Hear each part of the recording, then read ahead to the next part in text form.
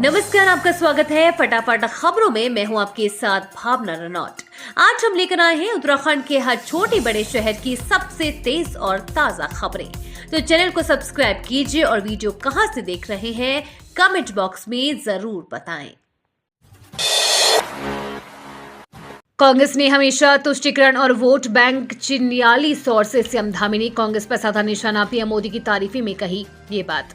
मुख्यमंत्री पुष्कर सिंह धामी ने चिन्याली सौर महाविद्यालय के मैदान में जनसभा को संबोधित किया। कांग्रेस पर मुख्यमंत्री धामी जमकर बरसे। सीएम पुष्कर सिंह धामी ने कहा कि मुंबई के ताज होटल में आतंकी हमला हुआ, लेकिन तब भी कांग्रेस सरकार ने पाकिस्तान पर कोई बड़ा एक्शन नहीं लिया, जवाबी कार्रवाई के रूप में कुछ नहीं किया। सीएम धामी ने कहा कि आज देश में नरेंद्र मोदी के रूप में दृढ़ निश्चय प्रधानमंत्री है। आज पाकिस्तान भारत का नाम लेने से भी डरता है।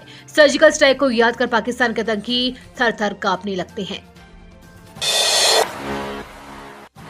कांग्रेस के दिग्गज नेता भाजपा में शामिल भाजपा प्रदेश अध्यक्ष महेंद्र भट्ट ने दिलाई सदस्यता। लोकसभा चुनाव के दौरान भाजपा कांग्रेस को एक के बाद एक झटके दे रही है। कांग्रेस विधायक खुशहाल सिंह अधिकारी के भतीजे के बाद पूर्व ब्लॉक व कांग्रेस के दिग्गज नेता योगेश मेहता ने भाजपा का दामन थाम लिया है। पूर्व प्रमुख योगेश के भाजपा में शामिल होने पर जहां कार्यकर्ता काफी खुश हैं, वहीं इससे पार्टी को और अधिक मजबूती मिलेगी। मंगलवार को लोहाघाट पहुंचे भाजपा प्रदेश अध्यक्ष महेंद्र भट्ट, भाजपा प्रदेश संगठन मंत्री अजय कुमार ने पूर्व ब्लॉक प्रमुख योगेश मेहता, पूर्व नगर पंचायत अध्यक्ष भोपाल सिंह मेहता, युवा कांग्रेस जिला प्रवक्ता अमित शाह, अनुसूचित जाति संगठन के अध्यक्ष विपिन गोरखा, चमन सिंह धोनी, उमेश जोशी को भाजपा की सदस्यता दिलाई।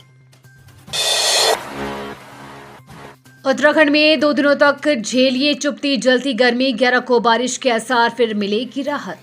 उत्तराखंड के मैदानी क्षेत्रों में तापमान बढ़ने के साथ ही चिलचिलाती गर्मी से लोग बेहाल हो रहे हैं। अप्रैल महीने की शुरुआत से ही अधिकतम तापमान में 2 से 3 डिग्री की बढ़ोतरी दर्ज की जा रही है।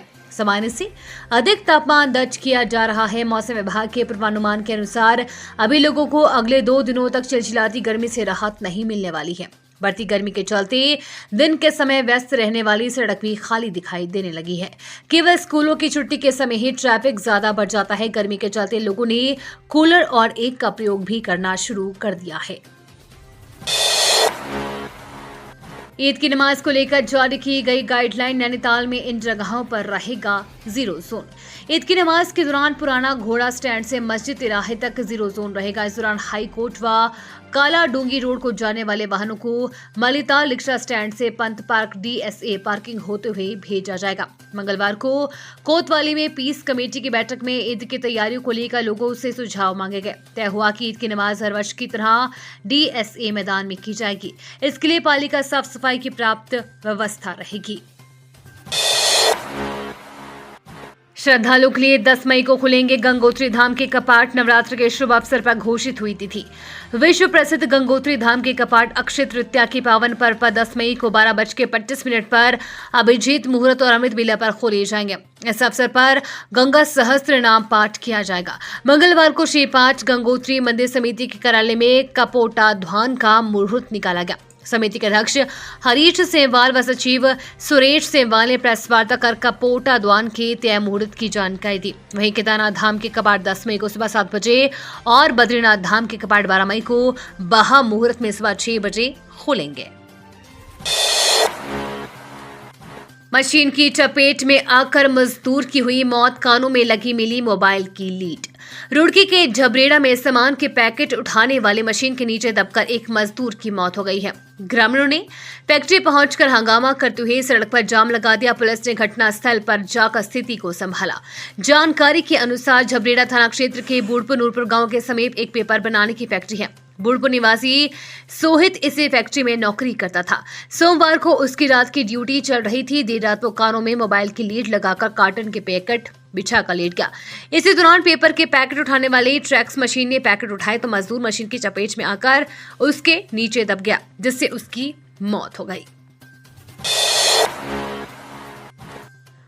NH-74 घोटाला, 3 लोगों और एक फर्म के खिलाफ ईडी कोर्ट में चार्जशीट दाखिल। राष्ट्रीय राजमार्ग 74 घोटाले में ईडी ने 3 आरोपियों और एक फर्म के खिलाफ चार्जशीट दाखिल कर दी है। इनमें एक कारोबारी और उसकी फर्म भी शामिल है। सभी पर गलत तरीके से मुआवजा लेने का आरोप है। ईडी इस मामले में आरोपियों की 2.5 करोड़ रुपए से अधिक की संपत्तियां अटैच कर चुकी है। गौरतलब है कि वर्ष 2017 में NH घोटाला सामने आया था। इसकी जब SIT ने जांच शुरू की तो कई अधिकारी और स्थानीय किसान जांच के घेरे में आए। सैकड़ों लोगों के खिलाफ मुकदमे दर्ज किए गए। किसानों ने अपनी जमीनों को रिहायशी दर्शाकर करोड़ रुपए का मुआवजा हासिल किया था। इनमें बहुत से किसान पंजाब के मूल निवासी थे। SIT की जांच के बाद कई अधिकारियों पर गाज भी गिरी। सोने ने तोड़े सारे रिकॉर्ड, एक झटके में हो गया इतना महंगा। चांदी 83,000 रुपए से हुई महंगी। कई देशों में युद्ध और डॉलर की अपेक्षा गोल्ड रखने की शुरुआत से सोना पहली बार 71,000 रुपए प्रति 10 ग्राम के पार चला गया है। ऐसा पहली बार हुआ है कि सोने के दाम एक माह में करीब 8500 रुपए बढ़े हैं। वहीं चांदी भी 83,000 रुपए प्रति किलो पहुंच गई है। साल के सीजन में सोने चांदी के दाम और बढ़ने की संभावना है।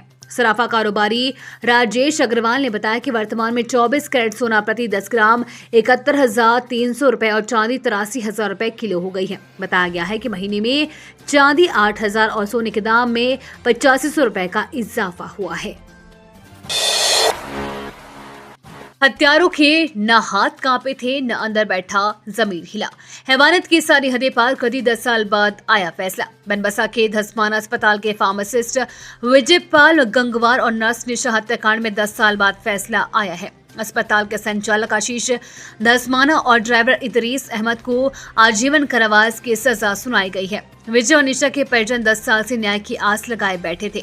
ये मामला सितंबर 2014 में खूब चर्चित हुआ था। चर्चा इसलिए क्योंकि हत्यारों ने बेरहमी और योजनाबद्ध ढंग से ऐसी जान ली जिसे सुनकर हर किसी की रूह कांप गई थी। कोटद्वार नजीबाबाद के बीच सड़क किनारे पलटी रोडवेज की बस, 16 सवारियां थी सवार।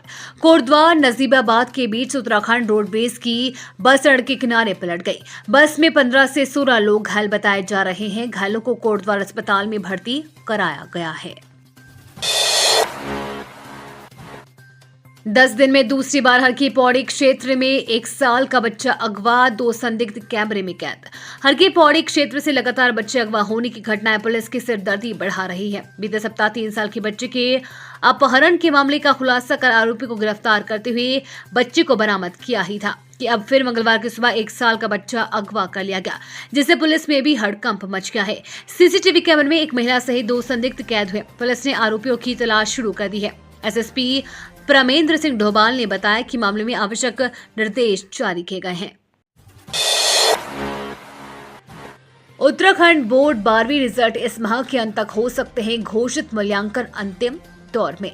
Uttarakhand board of school education की ओर से राज्य में कक्षा 12 की बोर्ड परीक्षाओं का आयोजन 27 फरवरी से शुरू होकर 16 मार्च तक राज्य भर में निर्धारित परीक्षा केंद्रों पर किया गया था। एग्जाम संपन्न होने के बाद बोर्ड की ओर से कॉपियों का मूल्यांकन किया जा रहा है। रिपोर्ट्स के मुताबिक बोर्ड की ओर से मूल्यांकन प्रक्रिया कल यानी 10 अप्रैल 2024 तक कर लिया जाएगा। कॉपी के मूल्यांकन के बाद बोर्ड की ओर से रिजल्ट तैयार करके घोषित किया जाएगा। ये थी आज की फटाफट खबरें। हम मिलेंगे अगले बुलेटिन में, तब तक के लिए धन्यवाद और जय हिंद।